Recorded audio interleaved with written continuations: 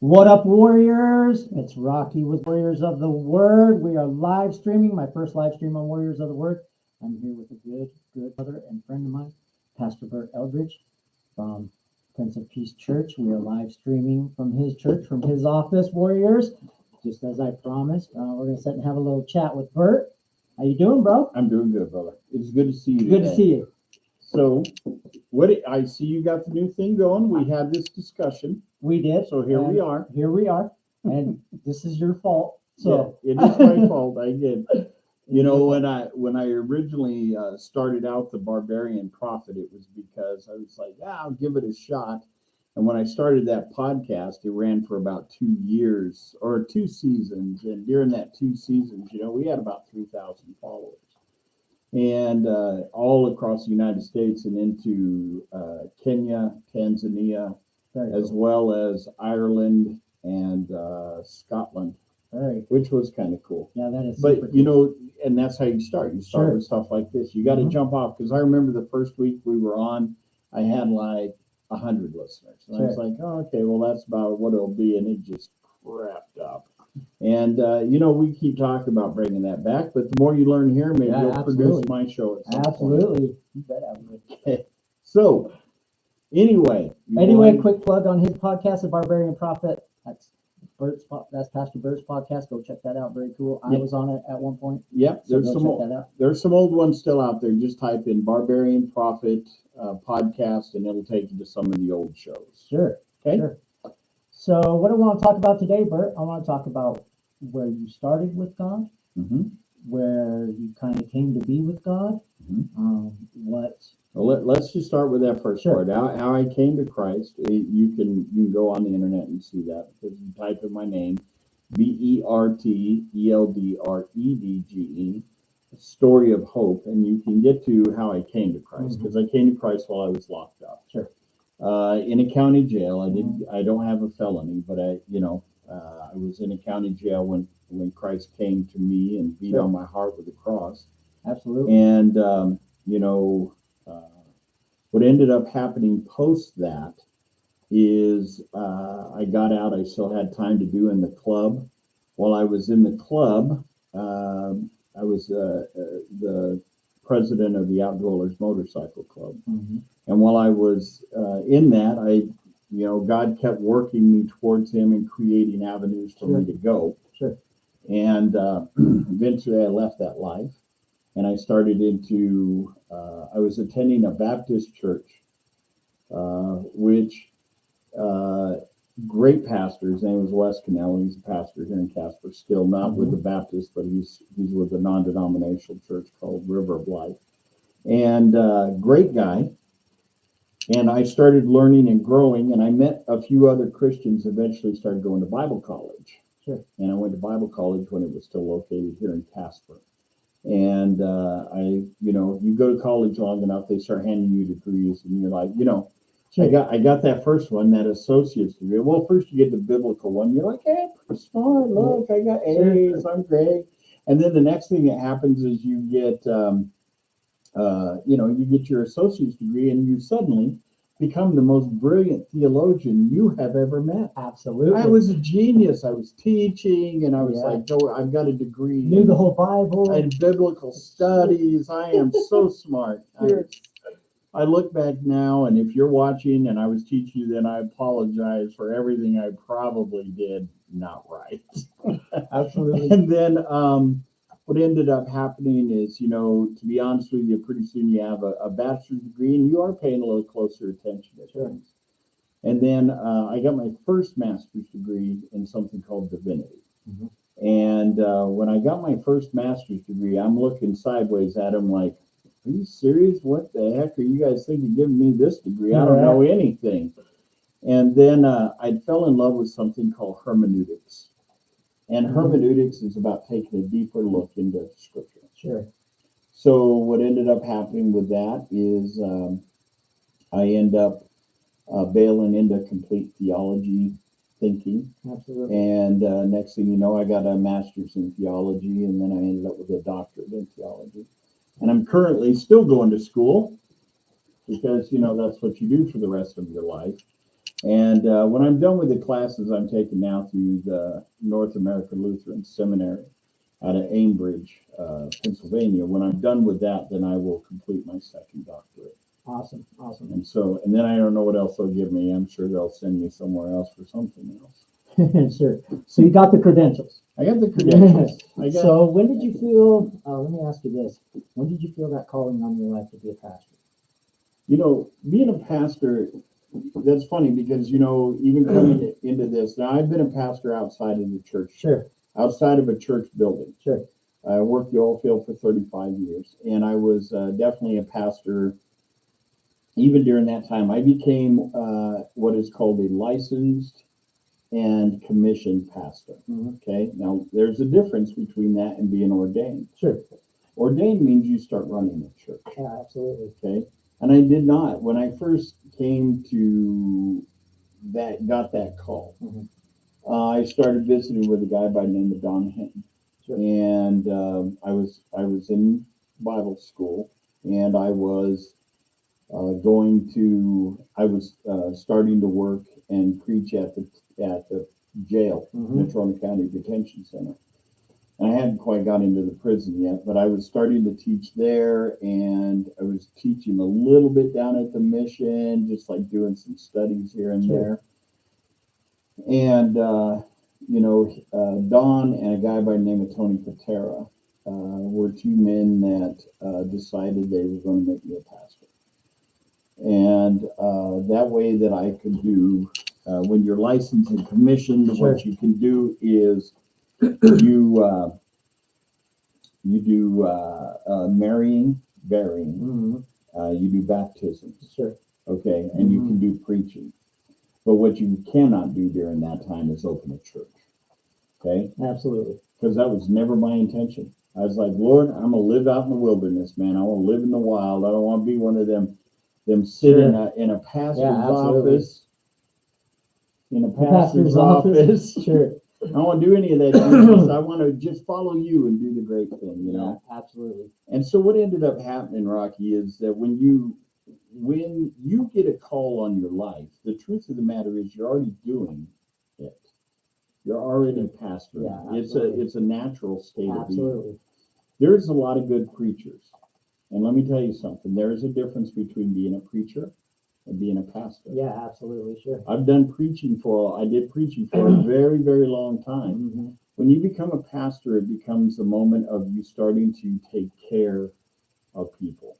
And you have to be concerned. You have to start truly setting your life aside. Now, when you're preaching, you think you're setting your life aside. Absolutely. Because I'm busy. Yeah. I'm preaching the word. Yeah. I'm not talking to people. I'm baptizing people. I'm doing doing my thing. things. I'm doing kingdom things. Sure. But when you step into a true pastoralship, is what happens is all of a sudden everything else starts getting set aside. Your schedule starts getting pushed aside. You're still wanting to preach and teach.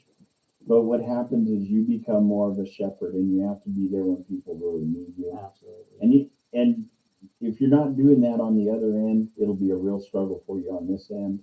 And even beyond that, what will happen is when people desperately need you, you will not be there. But here's another thing about being a pastor, is knowing when something is important and something is not. Absolutely. Because the other thing that happens in pastoralship is you get abused a lot. Sure. And give you a scenario that happened today, this morning.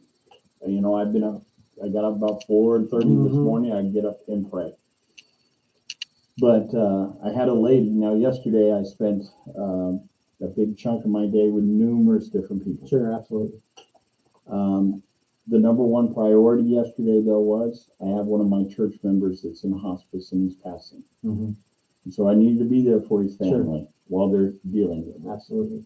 So a lady texted me that I need to visit with her son in the middle of all this. Okay. I ignore it because you know what? That's not important to me right now. Absolutely. Okay, I'm not saying the kid isn't important. You Sure. hear me? Yeah, I'm with you. I'm just saying at the moment I got something more pressing than this one. Absolutely. So what ends up happening is as we go along with this situation, I end up in numerous meetings. I get home, you know, I leave yesterday. I leave the house about 6 a.m. to get here. Sure. I get home about 8 o'clock at night and get some dinner. I'm tired. Yeah, for sure. So I hit the rack. Sure. I didn't respond. So I get up this morning at 4 a.m. to check my deal to see how worthless, useless, and what a POS I am. Sure. And that I'm the worst pastor that has ever existed because I'm not there to help her son, Yes. on and on and on. Sure. And in those moments, you truly got to find grace to set that aside and Absolutely. go, you know, here's one thing I have learned dealing with addicts. And I've dealt with a lot of them, you know that. Yeah, absolutely. Whether they're addicted into drugs, alcohol, etc. Sure. I can't save you. No. It ain't my job. No. Can't keep them sober either. Nope, I cannot keep them sober. No. Oh my good gravy. But I can tell you this, is that who I was taught by was a guy by the name of Brent. And Pastor Brent was amazing. Mm-hmm.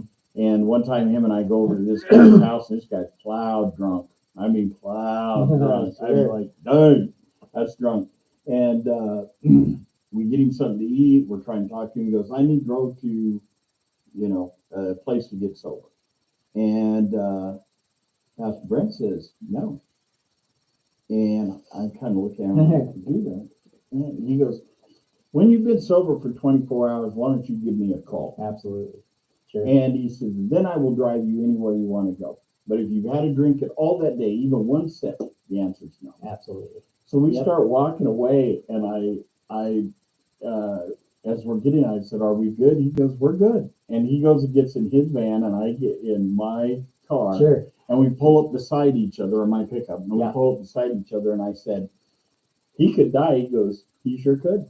Yeah, absolutely could. He said, I'll see you at the house. I said, okay. So we both took off for his house. When we get over there, he said, Bert, I'm going to tell you something. Because he was a long-term I remember alcoholic. Pastor Brent. Of course. And well, they don't. Yeah. He said he got drunk one time for 27 years. Yeah. So usually how it goes, for sure. So you know what he said to me in that moment was that, and this part of pastoring as well, is knowing when you're not going to achieve anything with this person. Sure. Absolutely.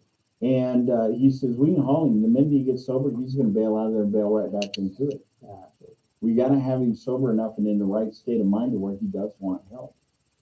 Sure. Now, we can love on him, etc., but we cannot stop him from doing what he's doing. Absolutely not. And I have spent literally thousands and thousands of dollars on good friends that ended up dying from heroin overdoses, etc. Yeah, that's true. Because I thought I could rescue them, but the truth is that the only rescue that can take place in your life is Jesus Christ. Amen. So the one thing I can do is accept them, not let them take advantage of me. Absolutely. And the other thing I can do is continue to point the way to Christ. Absolutely. And so that is also a part of being a pastor. Amen. Now, on the other end of things is, when I first became a pastor, a very Pentecostal. Okay, I'm a very hands up in the air guy, very, very wild, very radical, and I do a lot of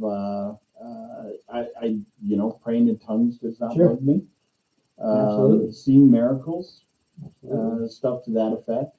And even watching miracles happen, people always expect to see all these really crazy things.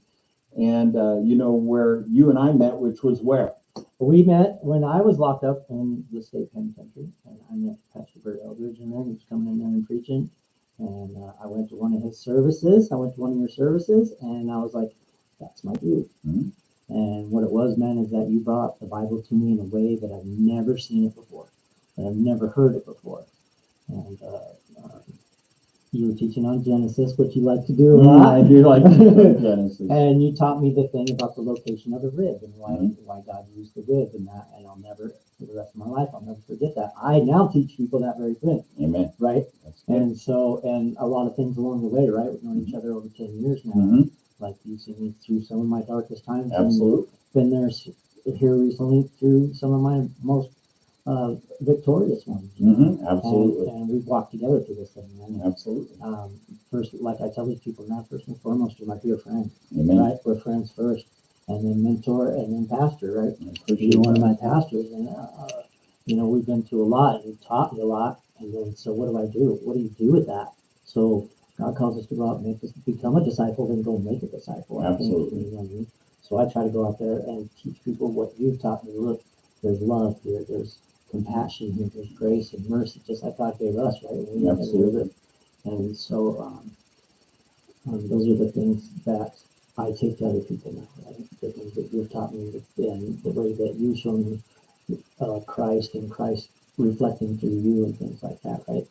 And so, and that's why I continue to listen to you, because I want to take what you teach me, become a disciple, and go be a disciple, then go make disciples, right? Absolutely. And don't always only have one teacher. Sure. You have multiple teachers. I do have multiple teachers. And that's the one thing that people need to understand. If you're only learning from one person, then you're failing at learning. Yeah, absolutely. Because there's multiple good teachers out there, and you have some great ones in your life. You have some great men and women that have worked in your life. Sure. And one of the things though, Rock, is that what I would point out to everybody is when you're looking for a miracle, I'm looking at a miracle. Yeah, for sure.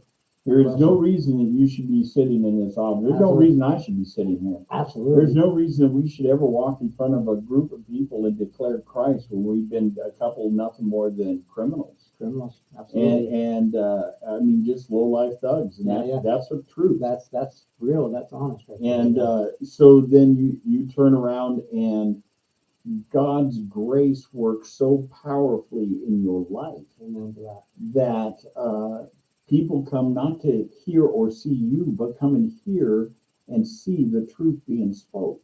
And when they see that, it changes all things. It changes all things. It changes. You start to see the development of miracles inside a person's life, because a changed life truly is what we're looking to do, what we're looking to see. And we're living in what is called the post-church age. Oh yeah, for sure. And we're watching the collapse of the church. That is the truth. And let's not be shy about talking about things like that. Absolutely. But what is going to happen during this time is we're going to see a great number of things returning. So I want to jump back to a little thing what we're talking about becoming a pastor. So what ends up happening is as I developed and become a pastor, and I operated as a pastor for 14 years in the prison system, the jail system. True miracles taking place in seeing families restored in the prison system. Amen. Yes. Seeing I'll tell you a quick little story about a miracle, a sheer miracle. There was a man there one day. He was in a wheelchair. I won't give his name, but he was in a wheelchair, and he says, "Hey, I've got something I need to say today." And I said, "Okay." So he goes up front and he says, "I want to give a testimony." And everybody was paying attention because this guy wasn't a big talker. Sure. And he said, when I came to prison 36 years ago, he said, what none of you know in here is that after I had got to prison, they had brought me a piece of paper to sign away my child. And I didn't know the girl I was dating was pregnant. And so she had the child a few days after I came to prison. So I signed the papers because I'm never getting out. Sure. And so she, he says, I thought about her all the time. I knew she was a girl. That's all I knew about. He says, but Pastor Bert had come in here one day and said, you got to still be a father. All of the inmates. Absolutely. And you've heard me say that. Yeah, for sure. You still got to be a father, even though you can't be with your kid. Yeah. So start a journal and write down something you think about that kid every day, and whenever you think about the kid, write, amen, I give it thought. Today's your birthday. And that's what I was thinking. Still get a birthday card. You know the mother won't let you send it to him. That's okay. Put it in the book.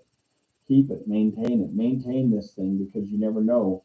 I promise you, at some point, that kid's going to be 18 years old and angry. And very angry. Yes. And they're going to show up at this prison and they're going to poke you in the chest. Yeah. And they're going to go, you abandoned me, you hated me, you on and on.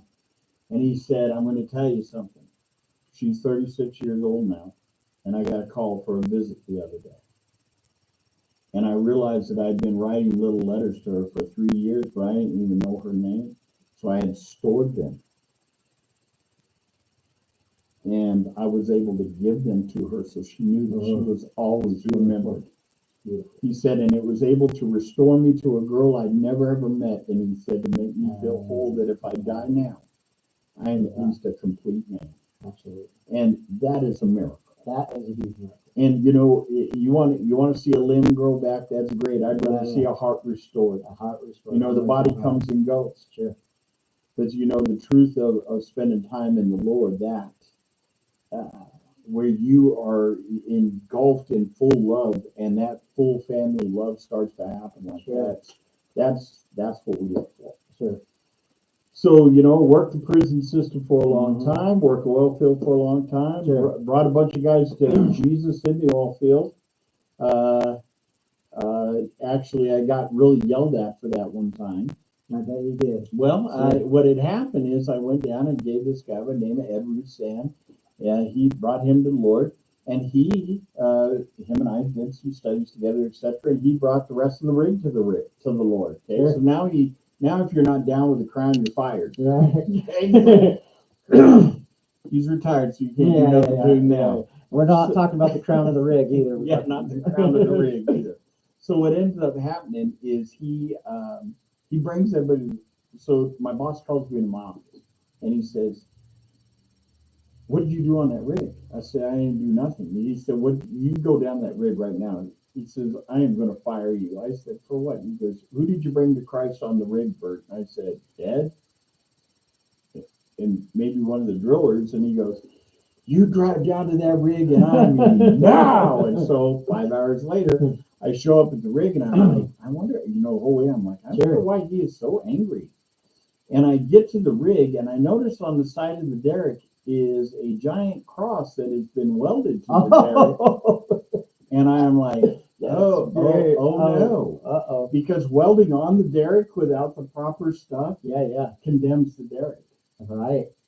So it just now got $1 million got to lay down on the ground until that gets ground off there, and they were hot. Oh yeah. So roughnecks, if you're listening, don't weld things to the derrick. Yeah, don't weld things to the derrick.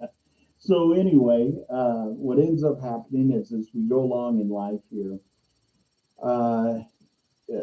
June of 2021, I tell the Lord, I'm ready to take a pulpit. I think I can do this. Sure. And I get up from my prayer, and I'm in with Tribe and all these people. And I said, I'm going to take a pulpit. And all of them were like, yes, right on. Because they all figured I was opening up a church. Sure. And of course, you know what I'm thinking? Yeah. I'm going to open up a church. Yeah, absolutely. Yeah. So that's what I'm doing, right? Sure. And so I develop a plan with my buddy Brent. And I say, Brent, hey, let's open up a church. He says, great, let's find a location. I found a location. I get everything ready. We're not going to be stepping on anybody's toes. This will be good. It'll be kind of Hebrew root kind of thing. Yeah, absolutely.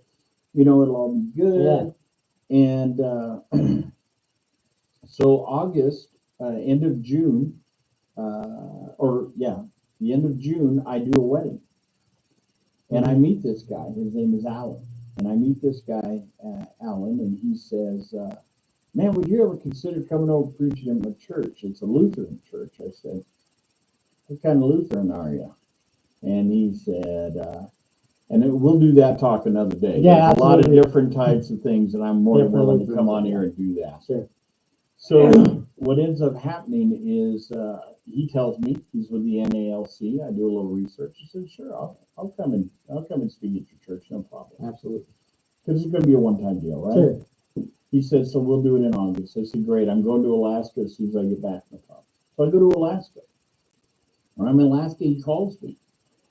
And he says, hey, did you look over those verses that we're reading that day? Which verses do you want to go with? And I'm like, dude, I'm on top of a mountain in Alaska right now. I don't even know. I don't know. I'll call you when I get home. And he says, okay.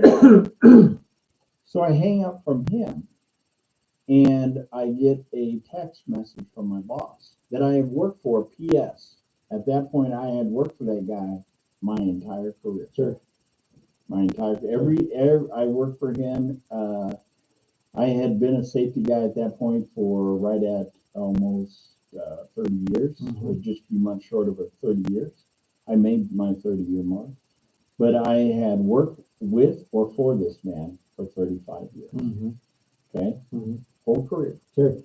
And he says, call me. And I was like, something. They Something's must have had a wreck on the rig or Sure. something. So I called him and he goes, hey man, I don't know how to tell you this and I'm sorry to do this to you on vacation, but we're going to sell the company. And I said, wait, what? And he goes, we're selling the company. And I said, when? He goes, don't worry, you're here until December. And I said, okay. So the rest of my vacation, pretty tight on the money. Yeah, I'm for sure. like, I am going to get let go Yeah. from my job. Sure. I love when they do that too, right? Right. So what ends up happening is the other guy calls me back like a little while later and he goes, hey, did you ever make up your mind? I said, give me a minute. And I looked at the email and I told him and he goes, great. He goes, okay, I'll see you. I said, yeah. I said, I got a deal to go to in LaBarge and then I'll be there. So I know this is a long story, but I hope your listeners are okay. Yeah, they're fine. Okay. They're listening. So what ends up happening is I get home and I go to this deal in LaBarge. Very prophetic. Yeah, I saw the flyer for that. Yeah, cool. Very prophetic meeting, right? And this guy by the name of Shannon, he calls me out because he said, well, Bert, what are you doing? I said, I want to get home preaching at a Lutheran church. I don't know anything about this part of the Lutherans. That I said, I hope, with the other ones, I hope it isn't too restrictive. And he goes, okay. So he's up preaching, and all of a sudden he starts prophesying over people. Boom, Bert, the Lord's going to call you into that church. I was like, whatever. Yeah. Not in a million years. That's the dumbest thing I've ever heard. Okay. You bet Jesus. Yeah. I'm sure Jesus told you that. That's absolutely incorrect. So what ends up happening is I tell him, I said, well, I guess we'll talk later. Sure. I can tell you one thing that happened at that night, or the following night, is we all come in to pray and spend time in the Lord. And there's about 200 people at this conference. Really? And LaBarge, Wyoming, has a population of like 300. I was going to say, yeah. Yeah, there's about 200 people at this conference, maybe a little short of that, but roughly.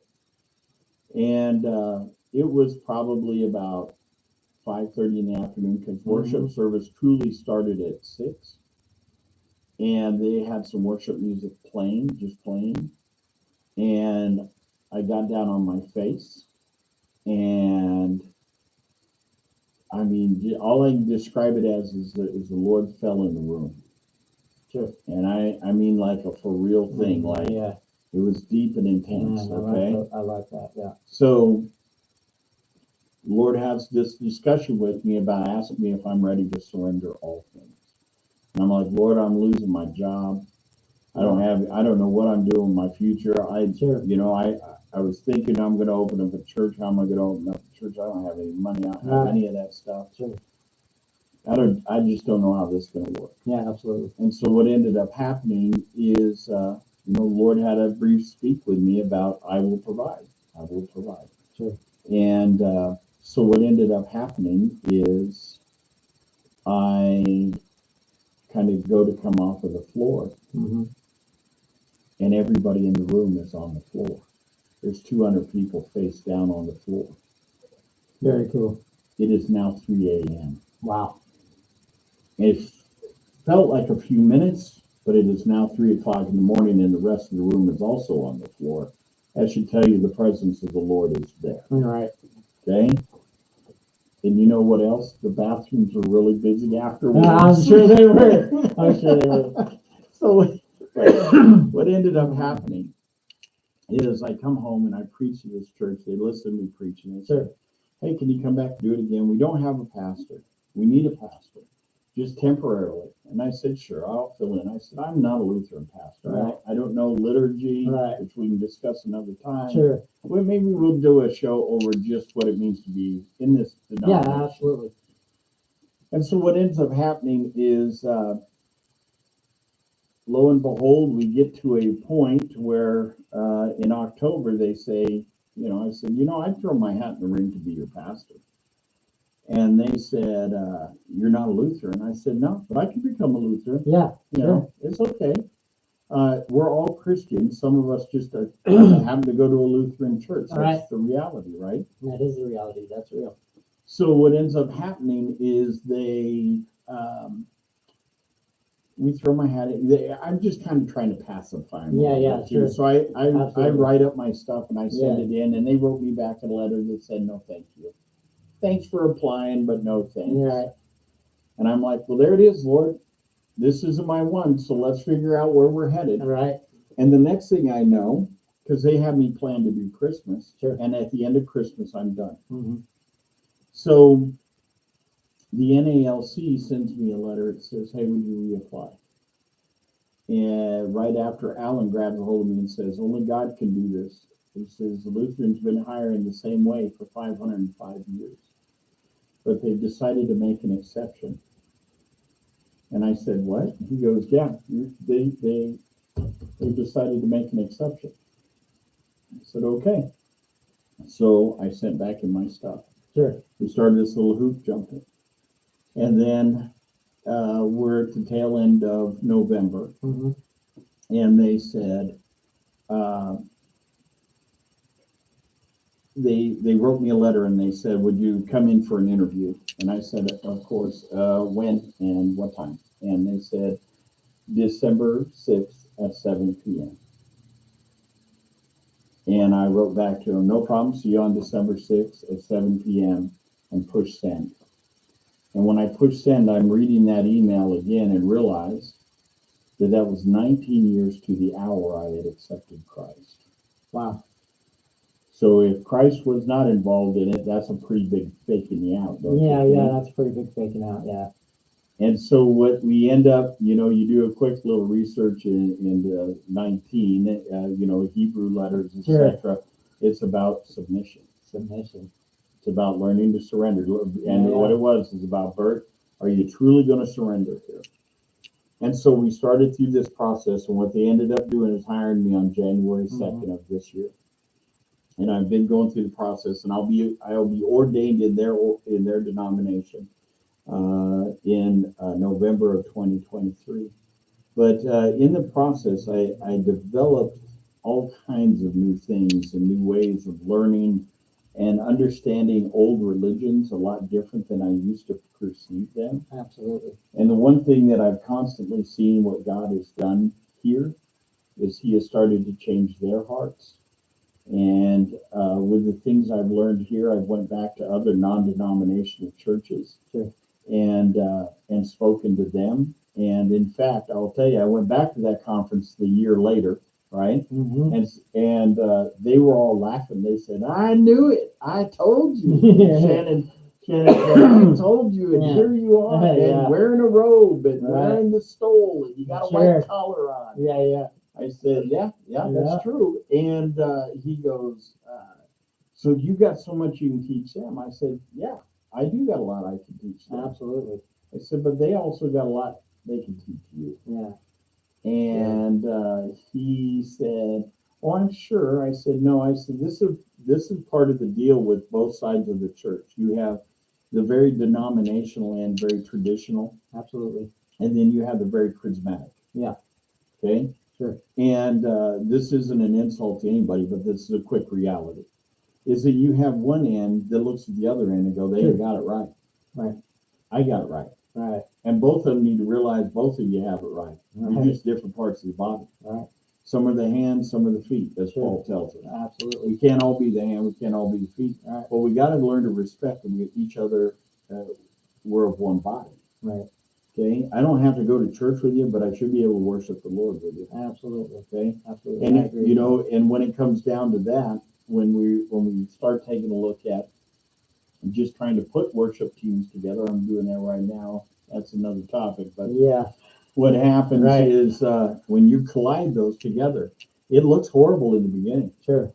Oh, but after a little bit, they start to go, "Oh," and what happened is quit trying to rule with what you do. Can you worship the Lord? Yes, we're here to worship the Lord.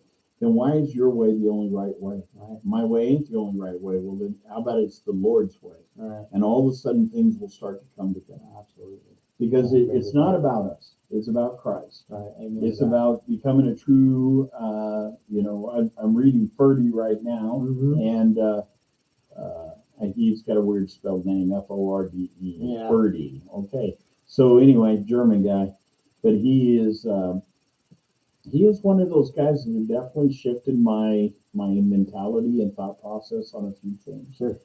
And when it comes down to things like communion, the way Sure. the way these traditional churches do it, or this church, I can speak for this one alone. Sure. The way it's done, it has a different reverence to it than I've seen in other churches, in the non-denominational. And they're not. That doesn't mean the non-denominational is wrong.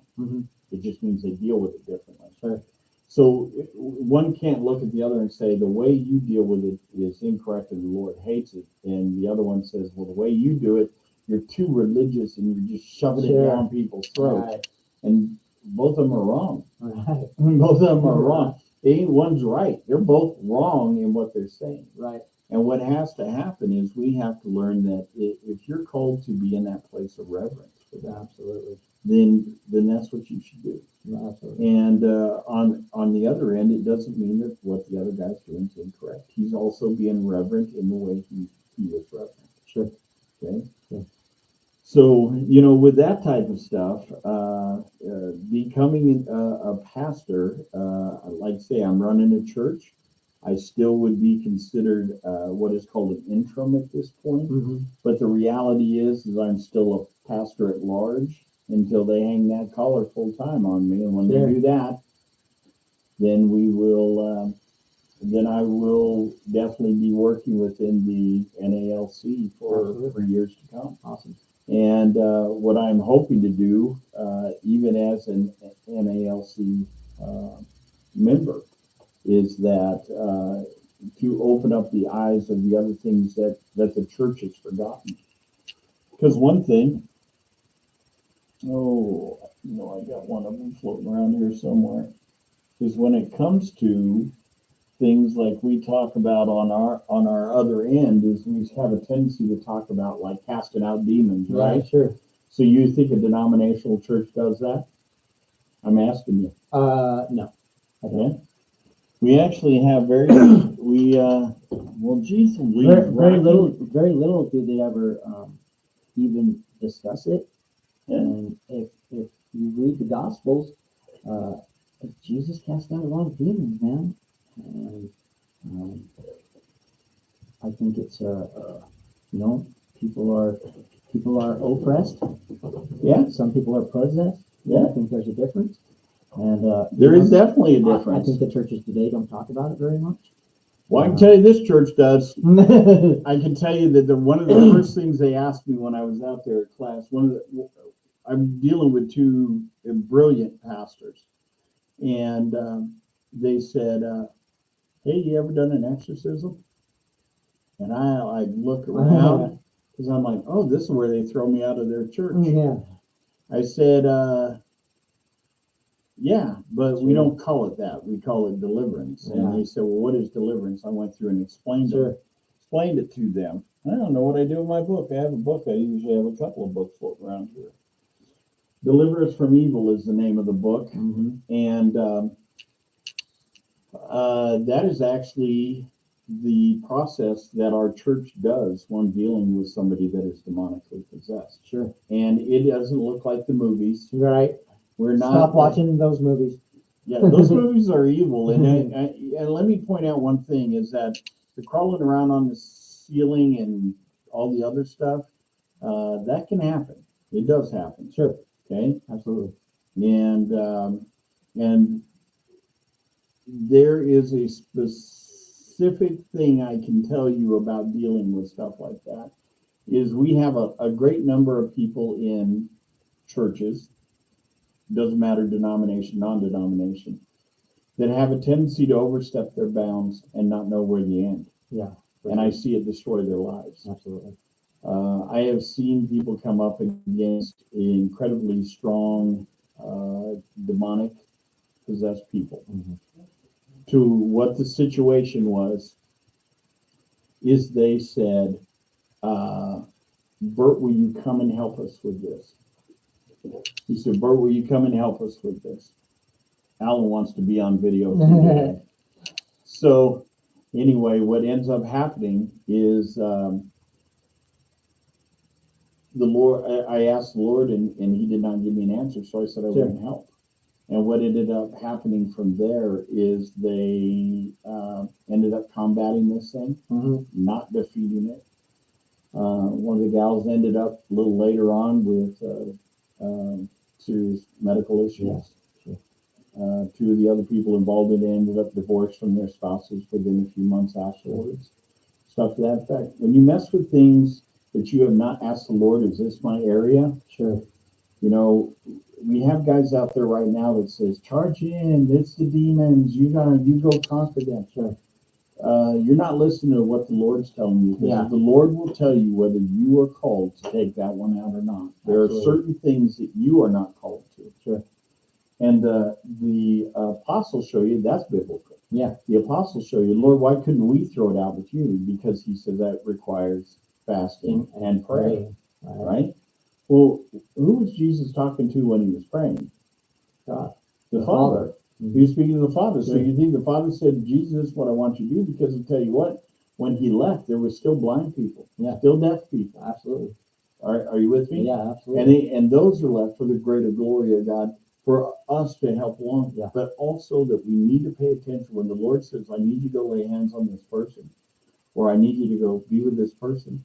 You know, he's going to have things that it never hurts to pray for somebody. Never hurts. But if you think you're going to jump in the middle of something, I tell you what, you better make sure that you are square with the Lord. Yeah. And if you want to have another meeting with me, Rocky, you meet with me every Wednesday. We'll make your listeners crazy. Yeah, yeah. Sure. And we can talk about a lot of things like that. I think most of my listeners are already crazy, so. Well, that's okay. But you know what ends up happening with these type of things is we have to realize that this church, the denominational churches do know how to deal with that stuff. For sure. They deal with it a little bit differently. And they have a much more structured way of dealing with it. Absolutely. Which in some cases I think is good, and in some cases I think that they've withheld a little bit from their people a little too much, and we need to be more aggressive with it. Absolutely. And I think the more we become an Orthodox church, this one, as we become more Orthodox, then that means that we spend a lot more time dealing with the demonic and witches, because we had witches come against our church building here. And we have had, when I first came in this church, they had a demonic presence that was existing in the building. They got cast out of the building. I do believe in salt and stuff like that, and oil, and I believe in that type of stuff.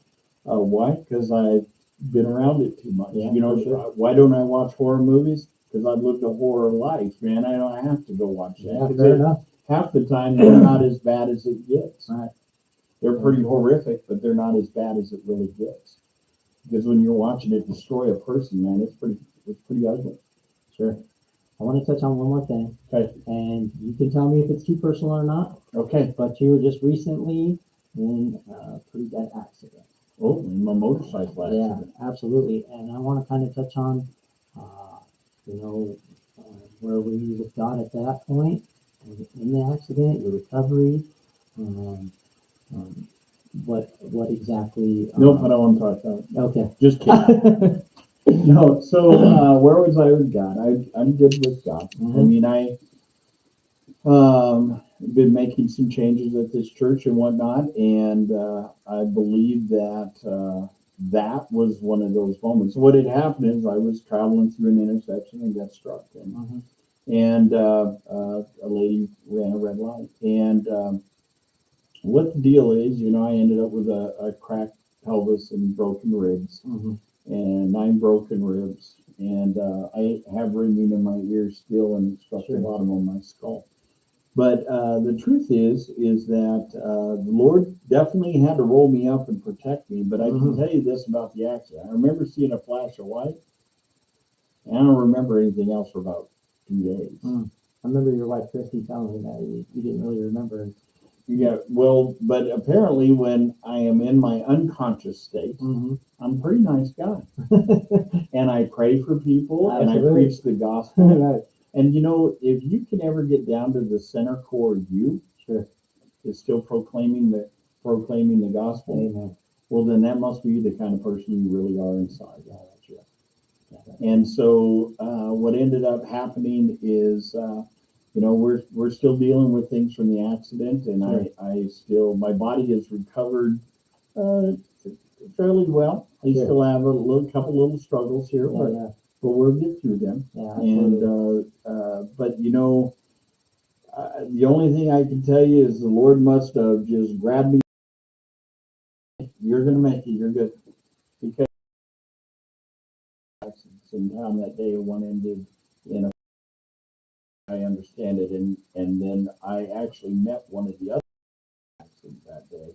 Sure. And he ended up losing his leg from Wow. So, I'm just glad to say the Lord was looking out for me. And I tell you, the other thing was that morning, my grandson wanted to ride with me. Mm-hmm.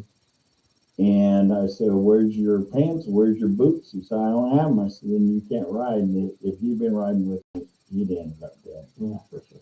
And so I'm thankful for that. Yeah, all a God thing, right? Absolutely. Yeah, sure. So I know we've covered a lot. We've covered one thing, right, but it takes a while to tell some of these stories. Yeah, for sure. So you want to have me on again? Yeah, absolutely. I'm more than willing. Yeah, if you guys want to hear Pastor Eldredge on my show again, let me know. Put some in the comments. We're about to end this stream. We're actually about to start his Bible study here in just a few minutes. We already got people showing up, as you already seen. I want to thank you, Pastor Bert, for coming on my show, man. I appreciate it. We'll definitely have him on again. We'll talk about some other stuff. If you want to hear some things that you want to hear Pastor Bert talk about, let me know on my channel, Warriors of the Word. Can you just show him your tack real quick? I got a couple. He's got a couple, but that one I love, man. It says Fearless Warrior on it, right? And he's one of the most fearless warriors for Christ that I know. And if you guys like it, type something in the chat. Let me know what you want to hear him talk about, man. And we thank you. We're going to end this. We love you, and Jesus loves you. And there's nothing you can do to stop us.